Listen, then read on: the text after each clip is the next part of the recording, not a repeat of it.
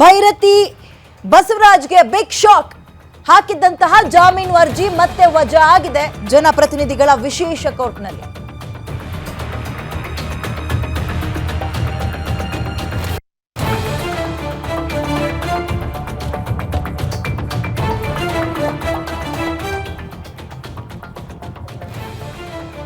BJP ಶಾಸಕ ಭೈರತಿ ಬಸವರಾಜ್ಗೆ ನಿಜಕ್ಕೂ big shock. ನಿರೀಕ್ಷಣಾ ಜಾಮೀನಿನ ಅರ್ಜಿಯ ವಜಾ ಮಾಡಿದೆ ಕೋರ್ಟ್. ಈಗ ಜನಪ್ರತಿನಿಧಿಗಳ ವಿಶೇಷ ಕೋರ್ಟ್ನಿಂದ ಬೇಲ್ ಅರ್ಜಿ ವಜಾ ಆಗಿದ್ದು ಯಾವುದೇ ಕ್ಷಣದಲ್ಲಿ ಬೇಕಾದರೂ ಅವರನ್ನ ಅರೆಸ್ಟ್ ಮಾಡೋ ಸಾಧ್ಯತೆ ಇದೆ.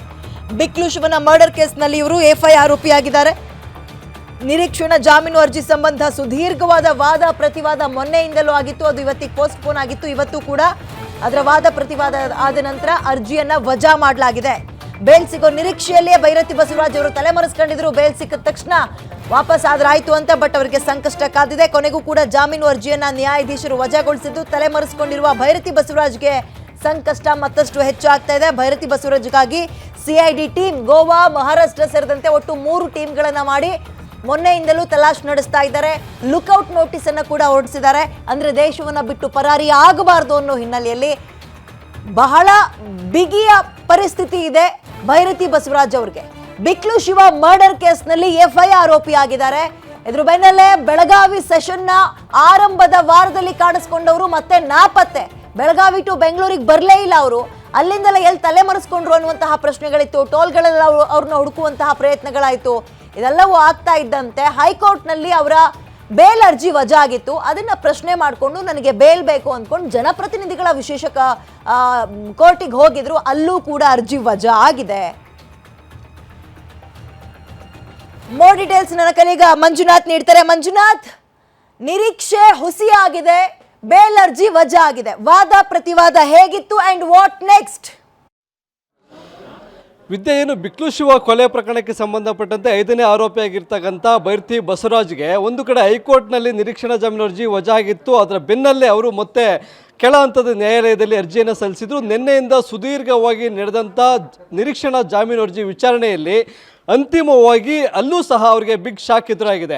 ಇಲ್ಲಿ ಏನು ಭೈರತಿ ಬಸವರಾಜ್ ಅವರ ಪರ ಹಿರಿಯ ವಕೀಲರಾದಂಥ ಸಂದೇಶ್ ಚೌಟ ಅವರು ಸುದೀರ್ಘವಾದಂಥ ವಾದವನ್ನು ಮಂಡಿಸಿರು. ತಮ್ಮ ಕಕ್ಷಿದಾರರಿಗೆ ಇಲ್ಲಿಯವರೆಗೂ ಸಿಐಡಿ ಅಧಿಕಾರಿಗಳು ವಿಚಾರಣೆಗೆ ಹಾಜರಾಗುವಂತೆ ಯಾವುದೇ ರೀತಿಯಂಥ ಸಮನ್ಸನ್ನು ಕೊಟ್ಟಿಲ್ಲ. ಭಾರತೀನಗರ ಪೊಲೀಸ್ ಠಾಣೆಗೆ ವಿಚಾರಣೆ ಹಾಜರಾಗಿದ್ದಾರೆ. ಅಲ್ಲಿ ಪೊಲೀಸರು ಕೇಳಿದಂಥ ಎಲ್ಲ ಮಾಹಿತಿಗೆ ಉತ್ತರವನ್ನು ಕೊಟ್ಟಿದ್ದಾರೆ. ಇಲ್ಲಿ ವಿನಾಕಾರಣ ಸಿಐಡಿ ಅಧಿಕಾರಿಗಳು ವಿಚಾರಣೆಗೂ ಕರೆದಿದೆ. ಅವರ ಮೇಲೆ ಬಂಧನ ಮಾಡುವ ಉದ್ದೇಶದಿಂದ ಕೋಕಾ ಕಾಯ್ದೆಯನ್ನು ಹಾಕಲಾಗಿದೆ. ಯಾವುದೇ ಸಂದರ್ಭದಲ್ಲಾದರೂ ನಮ್ಮ ಕಕ್ಷಿದಾರರನ್ನು ವಿಚಾರಣೆಗೆ ಕರೆದಂಥ ಸಂದರ್ಭದಲ್ಲಿ ಹಾಜರಾಗಿ ತನಿಖೆಗೆ ಸ್ಪಂದಿಸ್ತೇವೆ ಅಂತಕ್ಕಂಥ ಒಂದು ಮಾಹಿತಿಯನ್ನು ತಮ್ಮ ವಾದದಲ್ಲಿ ಮಂಡಿಸಿದರು. ಆದರೆ ಅದಕ್ಕೆ ಪ್ರತಿವಾದವನ್ನು ಮಂಡಿಸಿದಂಥ ಸಿಐಡಿ ಪರ ಏನು SPP ಅಶೋಕ್ ನಾಯಕ್ ಅವರು, ನಾವು ಇಲ್ಲಿವರೆಗೆ ಏನು ವಿಚಾರಣೆಗೆ ಸಂಬಂಧಪಟ್ಟಂತೆ ಭೈರತಿ ಬಸವರಾಜ್ ಅವರು ವಿಚಾರಣೆ ಕರಿತಾ ಇದ್ದೀವಿ, ಬರ್ತಾ ಇಲ್ಲ.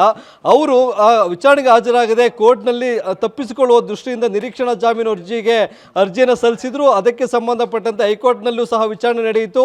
ವಿಚಾರಣೆ ಸಂದರ್ಭದಲ್ಲಿ ಏನು SPP ಅವರು ಮಂಡಿಸಿದಂಥ ವಾದದಲ್ಲಿ ಭೈರತಿ ಬಸವರಾಜ್ ಅವರು ಆರೋಪಿ 1 ಮತ್ತು 20ರ ಜೊತೆಗೆ ಸಂಪರ್ಕದಲ್ಲಿದ್ದರು, ಕೊಲೆಗೆ ಸುಪಾರಿಯನ್ನು ಕೊಟ್ಟಿದ್ದಾರೆ. ತಾವು ಅಂದರೆ ಇಲ್ಲಿ A1 ಜಗದೀಶು, ಭೈರತಿ ಬಸವರಾಜು ಜೊತೆಗೆ A20 ಆಗಿರ್ತಕ್ಕಂಥ ಅಜಿತ್ ಅವರು ಎಲ್ಲೂ ಸಹ ನೇರವಾಗಿ ಬರ್ತಾ ಇಲ್ಲ. ಅವರು ಕೊಲೆ ಮಾಡುವುದಕ್ಕೆ ತೀರ್ಮಾನ ಮಾಡಿದ್ರೆ ಕೋಲಾರ ಹಾಗೂ ಮಾಲೂರು ಭಾಗದ ರೌಡಿಗಳಿಗೆ ಸುಪಾರಿಯನ್ನು ಕೊಟ್ಟು ಕೊಲೆಯನ್ನು ಮಾಡಿಸೋದಕ್ಕೆ ಸಂಬಂಧಪಟ್ಟಂತೆ ಆರೋಪಿಗಳಿಗೆ ಆರ್ಥಿಕವಾಗಿ ಸಹಾಯ ಮಾಡಿರ್ತಕ್ಕಂಥವು ಎಲ್ಲವೂ ತನಿಖೆ ವೇಳೆ ಬೆಳಕಿಗೆ ಬಂದಿದೆ. ಹಾಗಾಗಿ ಅವರನ್ನು ಬಂಧನ ಮಾಡಲೇಬೇಕು, ಬಂಧನ ಮಾಡಿ ವಿಚಾರಣೆಗೆ ಒಳಪಡಿಸಬೇಕು ಅನ್ನೋ ಒಂದು ವಾದವನ್ನು ಇವತ್ತು ಸಹ ಮಂಡಿಸಿದ್ರು. ಜೊತೆಗೆ ಇಲ್ಲಿ ಈ ಮಧ್ಯೆ ಈ ಕೋರ್ಟ್ಗೆ ಅಥವಾ ಸಿಐಡಿಗೆ ಮುಂದೆ ಹಾಜರಾಗದೆ ಸುಪ್ರೀಂ ಕೋರ್ಟ್ನಲ್ಲಿ ಅರ್ಜಿಯನ್ನು ಸಲ್ಲಿಸಿದ್ದಾರೆ. ಇಲ್ಲಿ ಟೈಮ್ ಪಾಸ್ಗೋಸ್ಕರ ಮಾತ್ರ ನಿರೀಕ್ಷಣಾ ಜಾಮೀನು ಅರ್ಜಿಯನ್ನು ಸಲ್ಲಿಸಿದ್ದಾರೆ ಅನ್ನೋ ಒಂದು ಅಂಶವನ್ನು ಸಹ ತಮ್ಮ ವಾದದಲ್ಲಿ ಮಂಡಿಸಿದ್ರು. ವಾದ ಮತ್ತು ಪ್ರತಿವಾದವನ್ನು ಆಲಿಸಿದಂಥ ಜನಪ್ರತಿನಿಧಿಗಳ ವಿಶೇಷ ಕೋರ್ಟ್ನ ನ್ಯಾಯಾಧೀಶರಾದಂಥ ಸಂತೋಷ್ ಗಜನನ್ ಅವರು ಭಟ್ ಭೈರತಿ ಬಸವರಾಜ್ ಅವರು ಸಲ್ಲಿಸಿದಂಥ ನಿರೀಕ್ಷಣಾ ಜಾಮೀನು ಅರ್ಜಿಯನ್ನು ವಜಾಗೊಳಿಸಿದ್ದಾರೆ. ಇನ್ನು ಮುಂದೆ ಭೈರತಿ ಬಸವರಾಜ್ಗೆ ಇರ್ತಕ್ಕಂಥ ಒಂದು ಅವಕಾಶ ನೇರವಾಗಿ ಸಿಐಡಿ ಅಧಿಕಾರಿಗಳ ಮುಂದೆ ವಿಚಾರಣೆಗೆ ಹಾಜರಾಗಬೇಕು.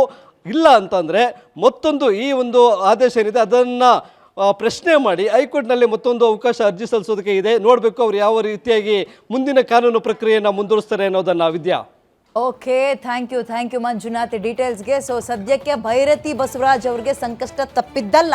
ಯಾವಾಗ ಎಲ್ಲಿ ಹೆಂಗೆ ಲಾಕ್ ಆಗ್ತಾರೆ ಅನ್ನೋದು ಕುತೂಹಲ. ನಾನು ನಿನ್ನೆಯಿಂದಲೂ ಹೇಳ್ತಾ ಇದ್ದೆ, ಒಬ್ಬ ಜನಪ್ರತಿನಿಧಿಗೆ, ಲಕ್ಷಾಂತರ ಜನ ವೋಟ್ ಹಾಕಿರುವ ಜನಪ್ರತಿನಿಧಿಗೆ ಈ ರೀತಿಯಾಗಿ ಲುಕ್ಔಟ್ ನೋಟಿಸ್ ಕೊಡೋದು ಅಥವಾ ತಲೆಮರೆಸ್ಕೊಳ್ಳೋದು ಶೋಭೆ ತರುವಂತಹ ಪ್ರಸಂಗ ಖಂಡಿತವಾಗ್ಲೂ ಅಲ್ಲ. ನಿಮ್ಮ ಕ್ಷೇತ್ರದ ಜನರಿಗೆ ನೀವು ಏನಂತ ಉತ್ತರ ಕೊಡ್ತೀರಿ ನಾಳೆ ದಿನ ಅಂತ. ಆರೋಪ ಸಾಬೀತಾಗುತ್ತೋ ಅಥವಾ ಸುಳ್ಳೋದು ಆ ನಂತರ, ಬಟ್ ಹಿಂಗೆ ತಲೆಮರೆಸ್ಕೊಬಿಟ್ರೆ ಕ್ಷೇತ್ರದ ಜನರಿಗೆ ಮುಖ ಹೆಂಗೆ ತೋರಿಸ್ಕೊಳ್ತೀರಾ?